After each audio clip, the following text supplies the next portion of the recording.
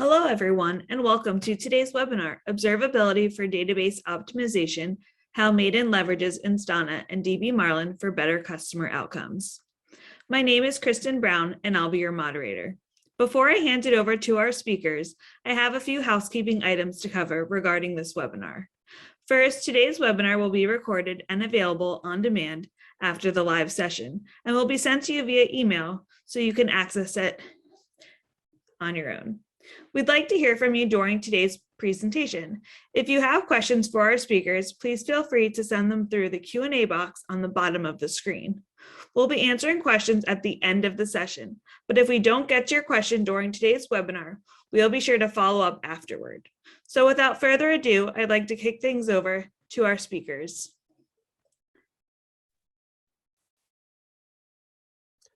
All right. Hi, folks. Thank you, everybody, for joining. My name is Edwin Onatu, and I'm a product manager at Instana. Hi, everybody. My name is Mick McGuinness. I'm one of the co-founders and product manager for DBmarlin. Hello, everybody. My name's Chris. I work for Mayden, and I'll be taking you through the first part of this presentation. So, who is Mayden? Mayden are a software company. We're based down in the beautiful city of Bath, down in the southwest of England. We provide software as a service. Fun fact, we predate Instagram as a web-based application. Currently, most of our customers are within the NHS. They typically provide mental health services commissioned by the NHS across adult and children's services. We've got just over 200 different customers, most of which are NHS organisations themselves, but also a reasonable proportion would fall into different kinds of providers, such as private providers and charities. And whilst most of our customers are based in the UK, we've also got a user base in Australia and are currently rolling out additional services for customers in Canada.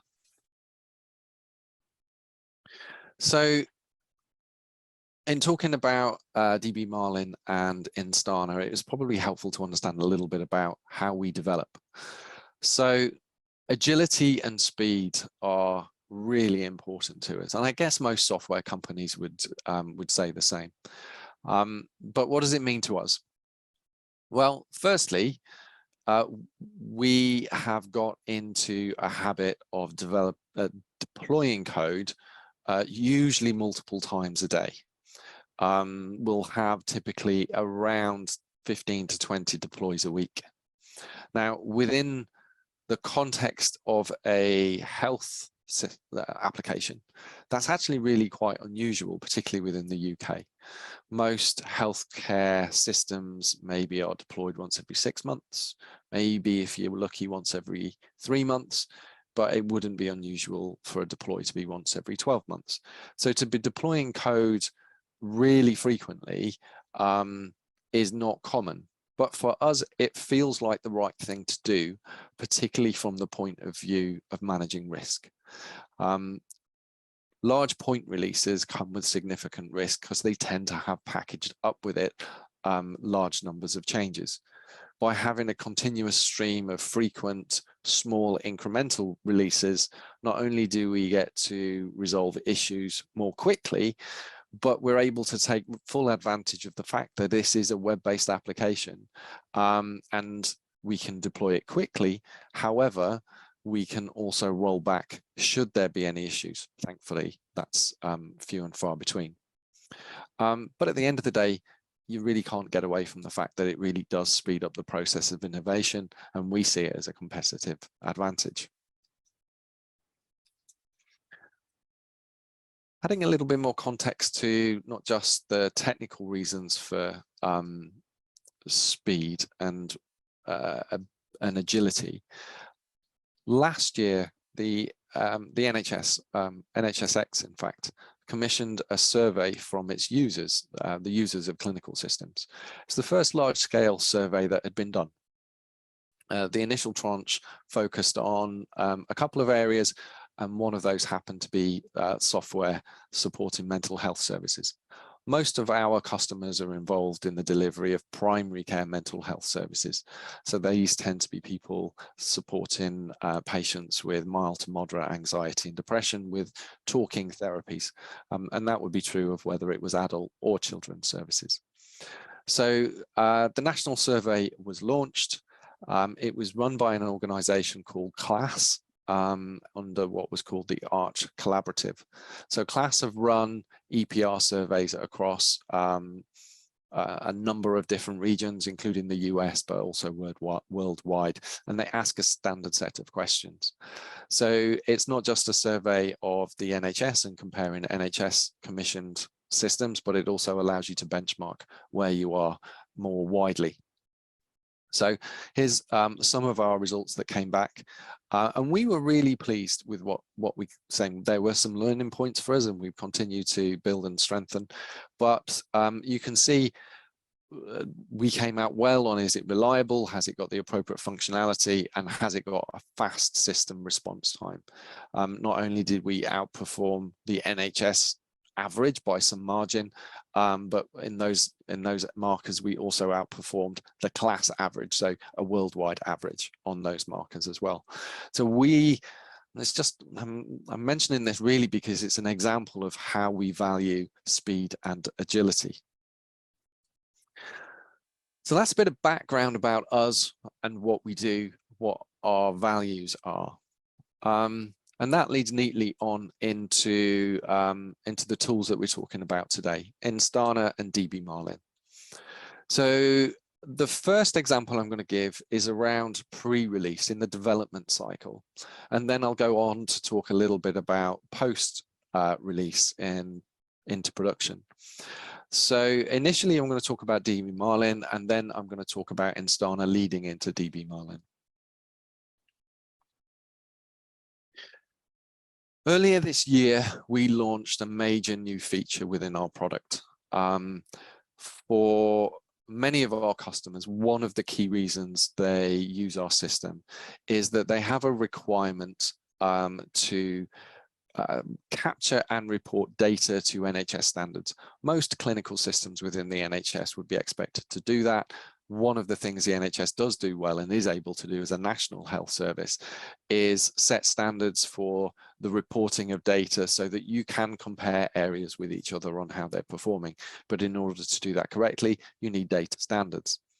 There was a major change to the data standard within our core adult IAPT market, which is a form of CBT delivery that's used across England. There'd been some changes in reporting, and what it was doing was adding a burden to the staff within services simply because they'd been asked to report more data than had happened in the previous iteration of the data standard. Really, they used to have to produce about 7 to 10 tables of reports, and now with the standard changed, it moved to about just over 20.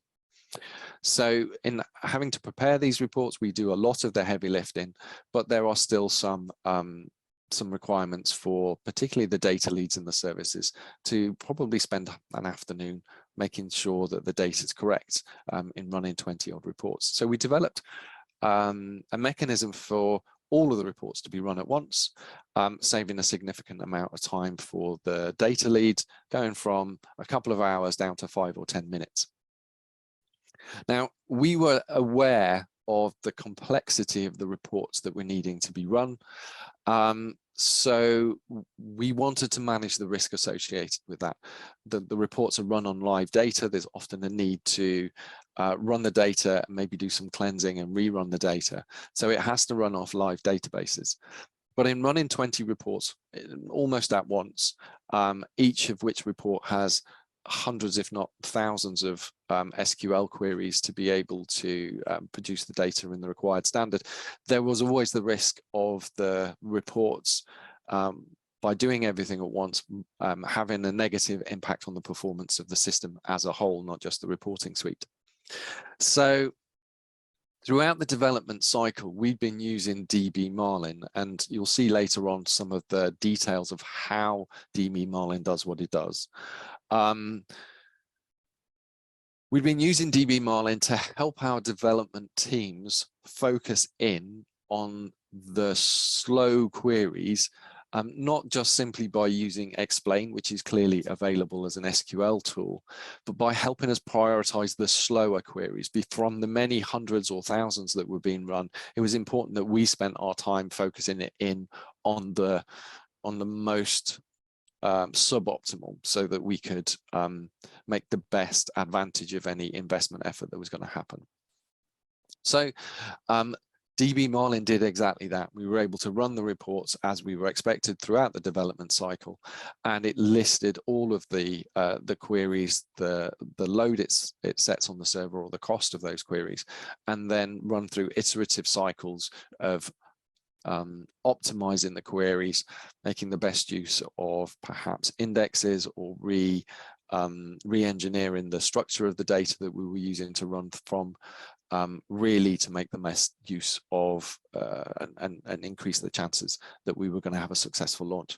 And thankfully we did. I mean, I wouldn't be talking about it if we didn't, but we had some fabulous user feedback. We were able to launch it. It was successful. It didn't bring the systems. It didn't have any negative impact on the systems. And we got some great feedback from our customers, exactly what we were hoping.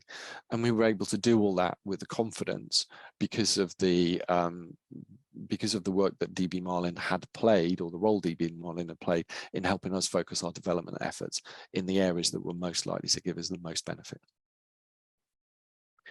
So that's an example about pre-release, but what happens when you go into production itself?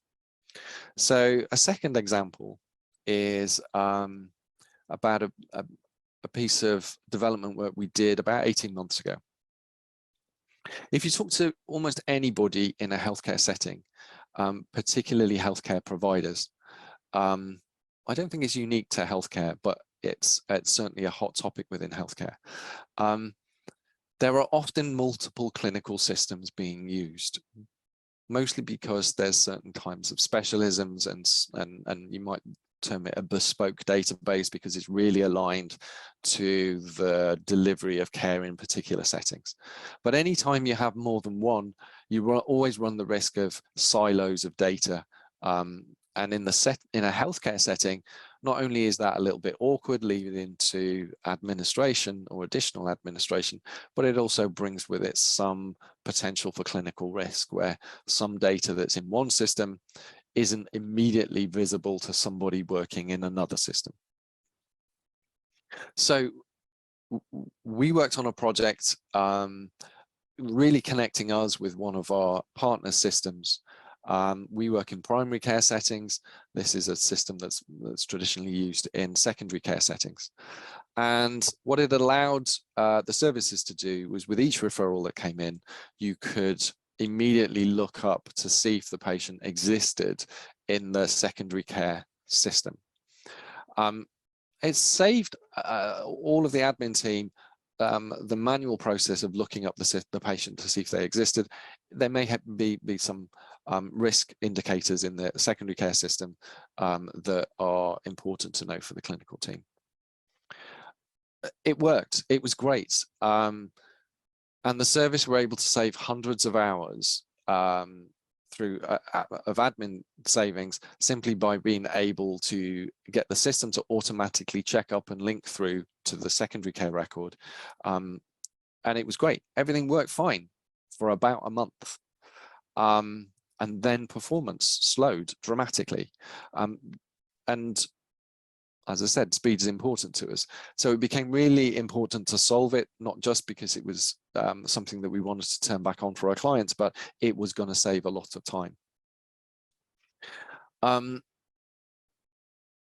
With any kind of integration, there's varying forms of validation to make sure it works. So we really wanted to get to the bottom of what had caused this slowdown, particularly because there'd been no change in code or the environment. So what was it that was causing the problem? Well, Instana helped us, through our complex network, identify within our systems where to start looking, because quite honestly, it could have been in any of the multiple layers that were used as part of the integration.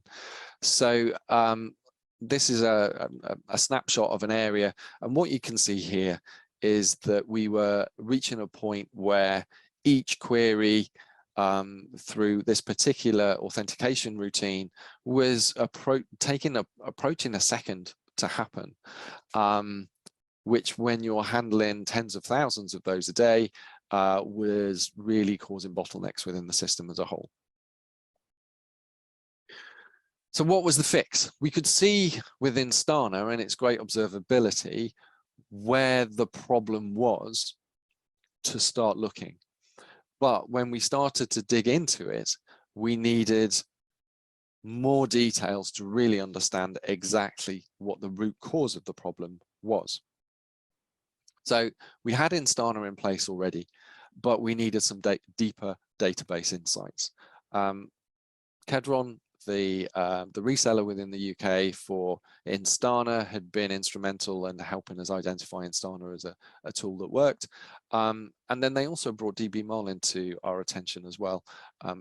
A, because we were an Instana user, and B, they'd got to understand us as a customer as well. So what was the problem? Well, at the end of the day, like lots of things, the problem ended up being quite simple to fix. Through the whole development cycle, everything had worked, but it'd been built in the context of a development environment. So we'd passed all of the code reviews and the CI/CD processes, and all of that was valid. The simple issue was that as we'd moved from launch into business as usual, over the month that had happened, a particular table had grown significantly. And in doing so, the search on that table was getting slower and slower simply because an index was missing. The missing index wasn't picked up through the testing cycles because the data wasn't voluminous enough to be able to identify that. And then the end result had been a slower performance. So at that point in time, we really came to understand, adding an index made a dramatic improvement, really, that happened as soon as the index had been added, and we were able to get the system back up and running and go through all the revalidation cycles to prove that it really had solved the problem. But we recognized through the process that what we needed was something more than Instana could offer us. And one of the things that DBmarlin brings to us is alerting, so that as these things happen, you can bring with it, A, the comfort that during the development cycle, things like missing indexes will be spotted more likely. And even if they don't get through, slower queries when you reach thresholds can be set within DBmarlin. And we're now in a position to be able to be alerted more quickly, proactively, before it becomes a real issue, such that we can avoid any of this happening in the first place. Just as an aside, we've recently been through a major replatforming. We've moved from one cloud platform provider to AWS. And throughout that process, I described it as a little bit like going down the motorway, unloading a van from the back of your transit van into another vehicle. And at the same time, what you're trying to do is build the vehicle leaning out of the one that you're in at the moment, load the boxes into the van, and then jump over and carry on into the distance. All of that takes some serious monitoring. We have a variety of tools at our fingertips to help us really understand what's going on in an environment, and I would not be without Instana and DBmarlin through that process. So we choose Instana and DBmarlin to help us, give us the confidence that our systems are running as we expect them to do, and when they don't, we are alerted to it. We've been really pleased with the performance of both of those, and it really helps to keep our customers happy, not least because we're continuing to build a fast, responsive system. Yeah, I'm going to hand over now to my colleague. Thank you for sharing Mayden's story, Chris. We're really proud to serve your critical mission. Organizations like Mayden have been in the midst of a transition brought forward by modern deployment architectures. where user flows go through really complex yet loosely coupled web of services and frameworks and packages which need to come together to serve applications. This modernization is increasing complexity, which is making it hard to manage applications across the estate, especially when it comes time to resolving issues in a timely manner. Just as an example, you can take a look at Mayden's actual service dependencies here captured by Instana. If you look closely, you might even be able to see some error calls in red. You really have to zoom in though. You can start to understand how complex modern application management challenges can get. Despite how straightforward Chris described the journey in his example, weeding through all of the noise to get to signals clearly like that, it really is non-trivial. This complexity warrants a shift from traditional monitoring approaches to what we call observability, which can be understood as connecting the health of a complex set of applications to the ultimate goals of your business and your users in ways that allow for easy diagnosis and remediation by leveraging context and broad coverage through automation. And this is where Instana as an observability platform really shines.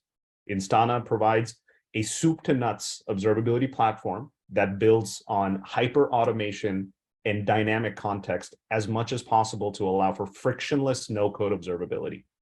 With coverage from major platforms across all of the key telemetry signals and hundreds of frameworks and technologies out of the box, what Instana delivers is one cohesive platform that provides context to empower any and all observability concerns.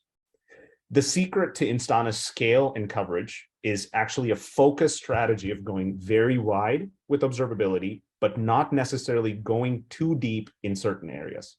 The breadth of Instana's coverage helps site reliability engineers and application developers triage issues quickly and find failing and slow components in a matter of seconds. So the idea is subject matter experts can then go deeper into why precisely certain components may have failed, but our job is to provide the signal as to where that may be. And this is where Instana partners with incredible SME tools like DBmarlin to allow for detailed investigation of things like slow database queries. So Mick, why don't you tell us a bit more about DBmarlin? I'll hand it over to you. Okay, thanks, Edwin. So I'm just going to share my screen. So in a minute, I'm going to actually show a live demo of both products, Instana and DBmarlin, working together and how they can solve problems. But before I dive into that, just a quick background on DBmarlin for those that haven't heard of the product before. DBmarlin is a kind of next generation database monitoring solution that's been around coming up for 2 years now. But myself and the other founders of the company, we have a very long history. We've been working in database performance monitoring and application monitoring going back for over 25 years. So this is the third time round for us building a product. And what we wanted to do differently this time round was obviously solve some of the new challenges for modern architectures. So it still needed to be a product that could solve database performance fast. But we also wanted to do things like pulling in change information, integrating into CI/CD processes, making it easy so that it can be used by lots of different roles. So it's not just database administrators and data architects these days, but it's a lot of the same users that would use Instana. So it's SREs, it's DevOps engineers, it's developers who can all benefit from having this kind of information. And what we've tried to do is to give a kind of common view of performance across lots of different database types. So rather than having to go to point solutions for these different technologies, the ones that you see here, where we give you a consistent view of performance across any of these. So if you're working in a heterogeneous environment where you have to troubleshoot across Oracle and MySQL and Postgres, then this is just going to give you a single view across all of those. And we have an integration with Instana. I'll show this live in a second, but we also have a lot of kind of shared history with Instana. We've been a partner with them since 2016. We know the founders. And so yeah, we've tried to borrow a lot of the things that we like about Instana and bring that to DBmarlin. So things like 1 second granularity, and even some of the look and feel. So what I'm going to do is I'm going to swap over it into a live environment here. So I've got Instana, and this is the home screen of Instana. So this is just giving me a high level overview across my website, my mobile apps, my applications, my infrastructure, Kubernetes clusters, and so on. So for the purposes of the demo, I'm going to jump into this application here called Bike Store and have a look at the application dashboard. So you can see it around 1/4 past the hour, there's a slight dip here in the transaction volumes of this application, and it corresponds over here to a spike in, in fact, I'm just going to refresh this because I'm not sure the chart is showing me everything it should do. Let me just do the last hour. Yeah, that's what I wanted to see. So this dip here corresponds to a spike in latency over here. And you can see on the chart underneath this one here, the orange, which is database time. So that latency spike there from an application point of view was caused, by the looks of it, by an increase in database time here. So one thing we can do is we can go to the dependencies view within Instana, and that will then show us a map of the application and any databases that sit behind the application here. So in my case, I don't have a complex microservices-based application. It's a very simple one. If you did, you would see a more complex view like the Mayden one there. But in this case, I've just got a Tomcat application talking to multiple different databases. And in this case, it's this orders DB here that is responsible for that spike. You can see the spike there on the latency graph. And that's the reason why database time has increased, impacting this application. So from here, we can go to the dashboard now, just for that particular database service. So it's the orders DB, which is a MySQL database. And you can see now from a call point of view that the calls dropped to virtually 0 here during this 5-minute window. And at the same time, we've got the latency spike again with the 99th percentile values that are taken up to 298 seconds. And then if we look down below here, we've got this top statements view. And we can see it's this top one here taking almost a second on average, which is kind of orders of magnitude slower than the other ones. So that looks likely the reason. So what we can do then is click into the statement. And now we're looking at a view of all our calls that happen to use this particular database. In this case, we've got about 7,500 of them. And if we sort by latency over here, we can see that the faster ones here are taking 1 or 2 milliseconds, while the really slow ones taking up to 298 seconds here. So there's obviously something happened there where the performance has changed, making this particular statement very slow. So within Instana, what we can do is then click into any of these to actually see the full call graph for this statement. So we're looking at an individual trace here at this point in time. And you see the total duration for this was something approaching 5 minutes to get a response back. And that was dominated by the orange bar that you see there in the middle, which is the database response time. So we click onto the orange bar, what we've got over on the right-hand panel now, we can see the full SQL text, and we can see the connection that call went to. So in this case, it's a MySQL JDBC connection to this orders database. And we have the text here. So what we could do is copy some of that text and go find that on the DBmarlin side. So Instana at this point, it's done its job in narrowing down what the problem was, and we know which database it was, and we know which SQL statement it was. What we don't know from Instana is why did this statement suddenly take as long as it did? So we go back over into DBmarlin now. So we're now looking at the same MySQL database. And straight away, we can see that there was a big spike here lasting 5 minutes, and that time window corresponds to what we saw on the Instana side. We can also see some other annotation on the timeline, which I'll come back to in a second. But this 5-minute window here is dominated. We're showing the wait events, and it's dominated by a particular wait event here, which is waiting for table metadata lock. This is a MySQL wait event, which means that the table has been locked here. And that's the reason why the statement is running so slow. So if we scroll down now to have a look at our top statements from a database point of view, you can see our statement here is actually top of the list, and it's spending pretty much all of its time waiting on that lock. We could have, if it didn't happen to be the top one, we could paste our statement that we got from Instana, paste it into the box there, and filter the list. But in this case, it happens to be the top one anyway. So one thing you can do within DBmarlin to further investigate that, if we go to our weights tab, waiting for table metadata lock, if you happen to not know what that means, we have a knowledge base. This knowledge base covers over 1,000 different wait events across lots of different database technologies, all the ones that we support. And it gives you a more detailed description of what it means, what you can do to reduce it, and also links into the vendor documentation. So that's one thing you could do. The other thing, just going back to those annotations on the timeline that I showed earlier. So this one is a custom event, and these are actually alerts. So the alerts triggered here by this spike in database wait time, waiting for the lock. But this one here, if we go to our events tab, we can see what those were. That first event there was actually a custom event that we've received. And in this case, it was a code release. And that was triggered by a Jenkins job. So I mentioned earlier about integrating into CI/CD processes. So we have an events API that can receive custom events. So in this case, Jenkins has triggered a request to our API to tell it that a particular build here happened at that point in time. So you could do this for any CI tool. It doesn't matter which one you're using, as long as it can make an HTTP call to our API. You can do the integration there.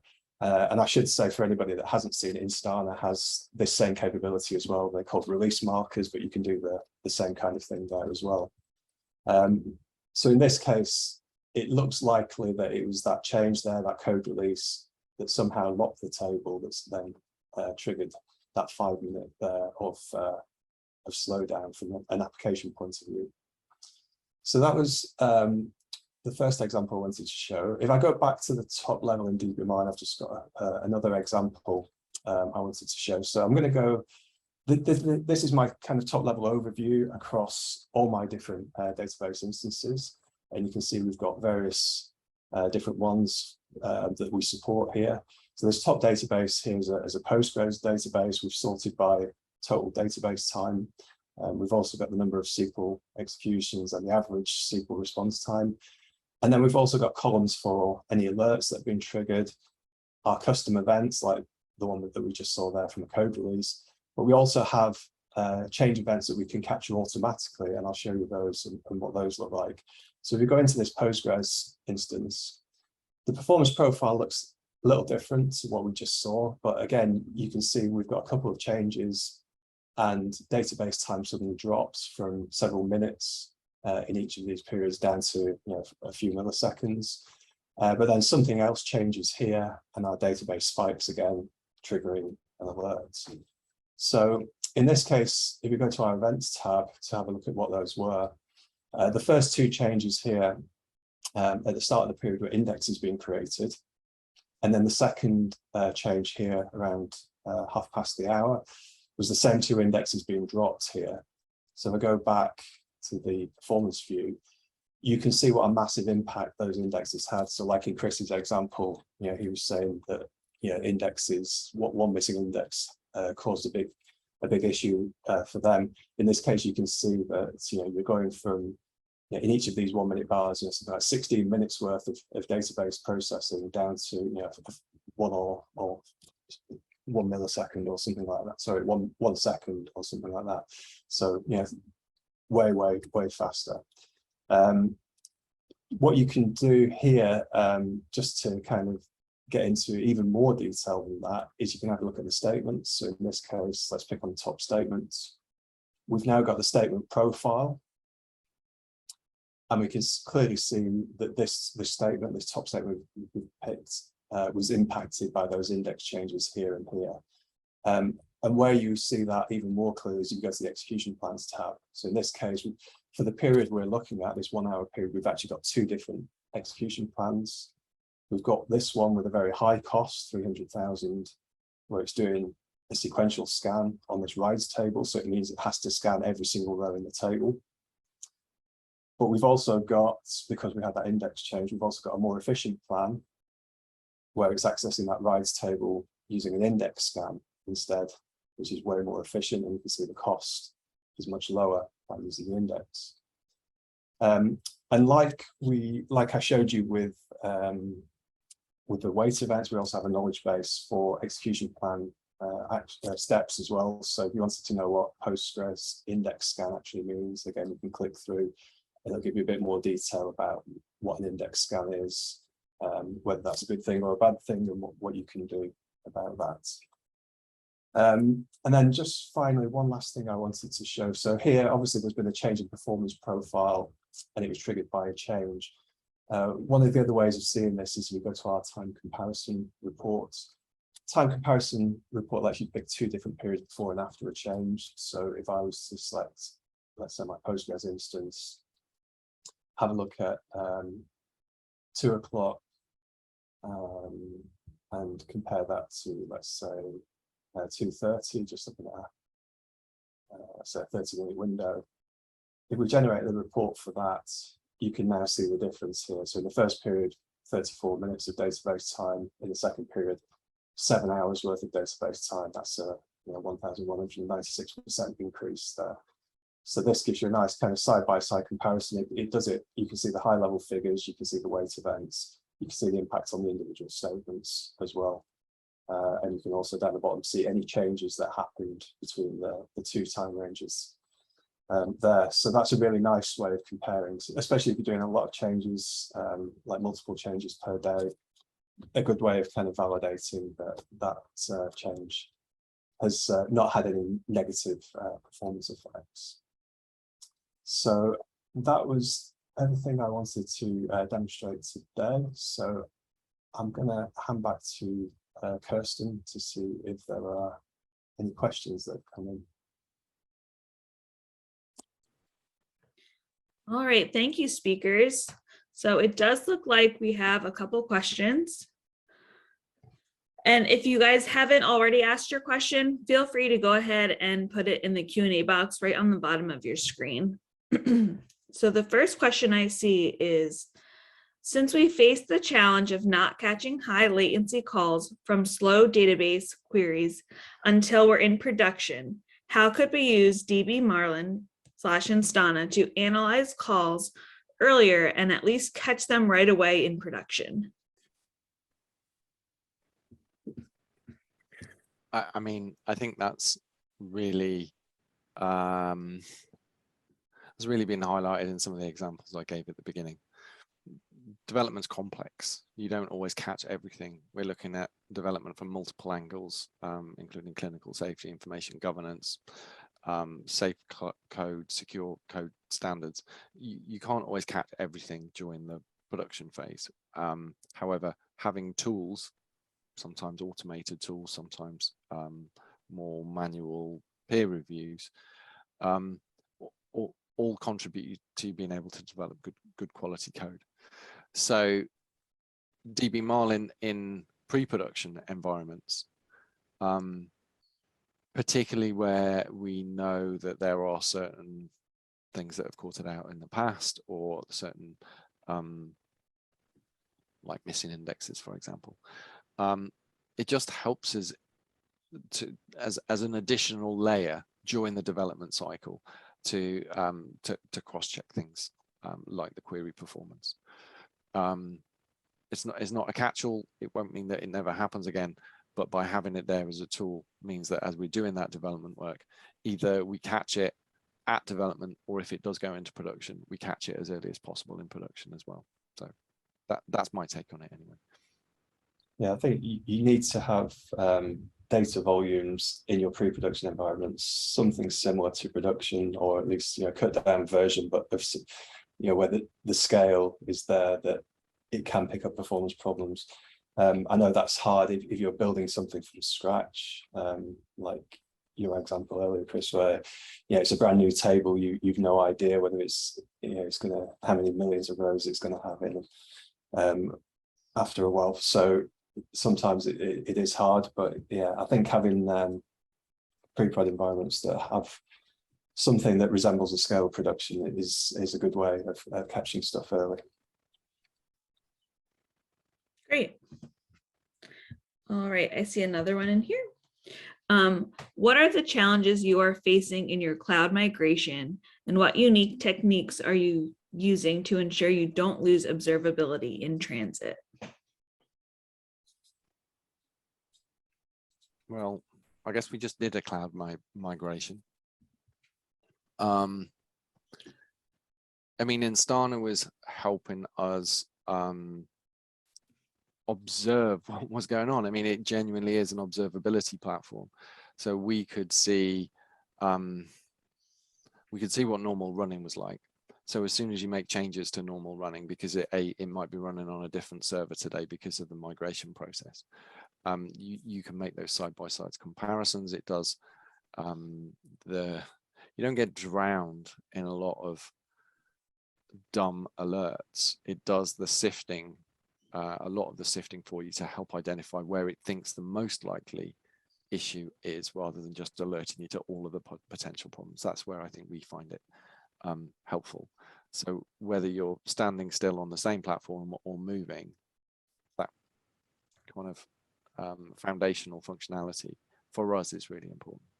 Chris, could you mention how automation plays a role? So auto instrumentation and auto tracing, if that's what big a role, like how big a role it plays in making sure you're covered with little effort, right? As compared to putting that off when you're doing your transition to a different cloud, let's say. Yeah, I mean, we've got an automated CI/CD process. So, from development through to deploy, we use a lot of automation in that regard. But when it comes to automated observability, yeah, we've got some of the alerts set up within Instana to help us look at the areas that we maybe have historically had issues with, or we know that for one reason or another it needs additional attention. So we are able to set up particular alerts and rules in there. I don't know if that's what you were getting at. I was talking about the observability coverage itself, right? So the methodology for deploying the Instana agents and having it all, you don't need to go through the exercise with instrumentation and so forth. Yeah, I mean, our team's really deployed Instana at speed because of the fact that it's really easy to set up. The updates that come from the agent itself and are able to be just pulled down, which fits in really neatly with our patching process and patching requirements that we've got internally. We know we're always up to date. So as a tool on its own, it's really easy to install and roll out. And then with the agents in place and the fact that it's using a central reporting server that Instana are running, it means that as soon as the agents are configured correctly, it starts reporting within seconds, really. So that bit really helped the rollout across all of our services. And then you include that within things like Ansible scripts as well. You can really automate the rollout even further too. So we found it incredibly easy to roll out. I think this one's pretty similar in what you guys just said, but how long did it take to get Instana and DBmarlin connected? I mean, in truth, less than a day.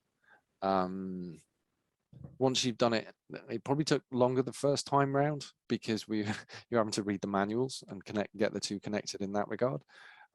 We did find great support from DBmarlin themselves, whether that was through Slack or just through emails, phone calls as well. We used all of it.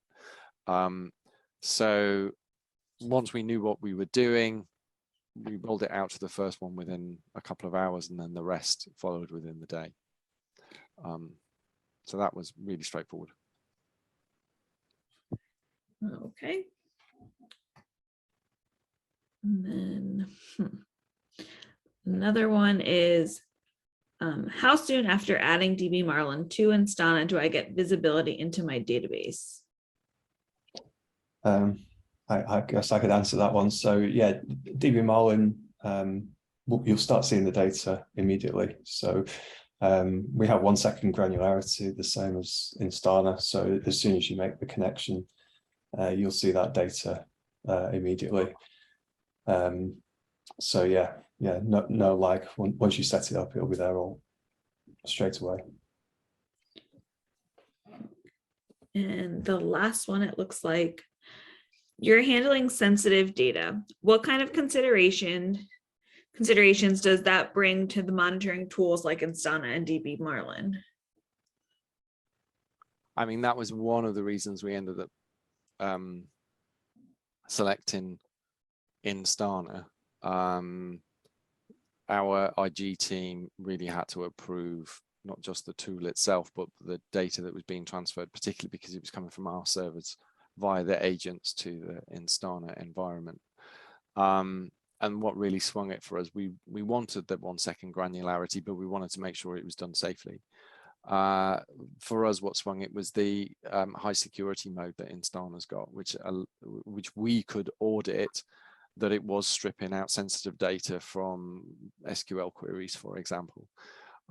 So on the Instana side, it was a high security mode, and DBmarlin's got a different kind of structure. In the end, instead of it being DBmarlin that hosts the data collection visual end, if you like, or the hub server, that's hosted by us, so we know where all the data is, and it's sat within our environment too. So in both kind of settings, whether it's self-hosted or it's a part of the service, we were able to satisfy our security requirements.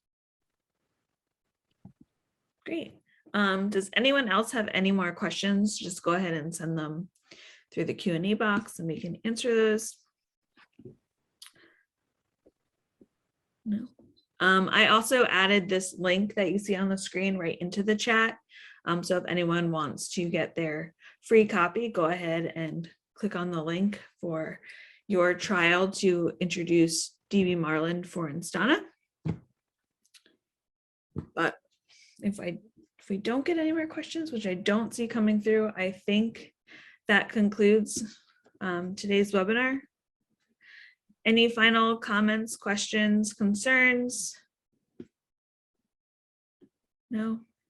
All right, speakers, do you have any final words to say?